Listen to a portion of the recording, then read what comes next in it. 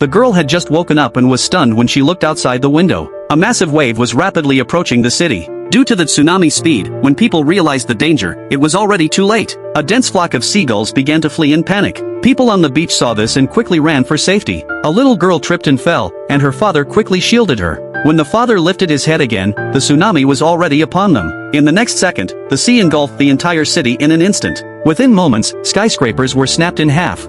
People rushed to escape but were quickly swept away by the rising water. Soon after, the wave surged hundreds of meters high, heading toward a nearby bridge. At the top of the massive wave, a 10,000-ton container ship appeared, heading straight for the bridge. Fortunately, a man managed to avoid the container. However, the next second, another container fell from the sky. The man narrowly escaped again. He decided to have a cigarette to relax but was startled by a huge flame and threw his lighter away. Unexpectedly, the lighter landed on some fuel, and the man panicked as the fuel truck exploded. He managed to escape, but the explosion still occurred. The doomed ship exploded instantly, and a flying container struck the skyscraper. But this was only part of the disaster. At this point, the city had turned into an ocean, and countless people were swept away by the sea, leaving only a few survivors clinging to utility poles. Suddenly, a spark came from an electrical box, which then fell into the water. People in the water came into contact with the high-voltage line and were instantly electrocuted. Countless bodies floated on the surface, with only one couple surviving. However, more misfortune occurred. While saving his girlfriend, the man was struck by debris and fell into the water. Luckily, he grabbed his girlfriend's hand.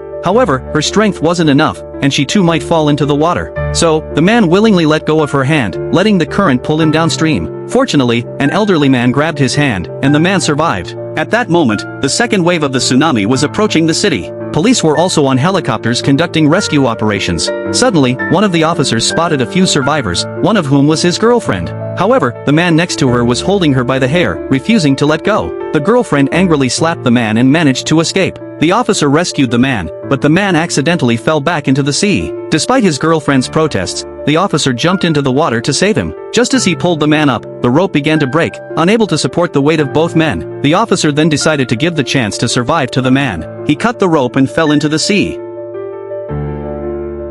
Meanwhile, the military dispatched more helicopters to search for survivors in the disaster zone, but there were simply too many people. At this moment, the third tsunami wave was closing in on them. The man, holding his child, desperately moved forward. After placing his daughter on the helicopter, he turned around to face the tsunami with his wife in his arms. At this moment, the entire city had turned into a wasteland.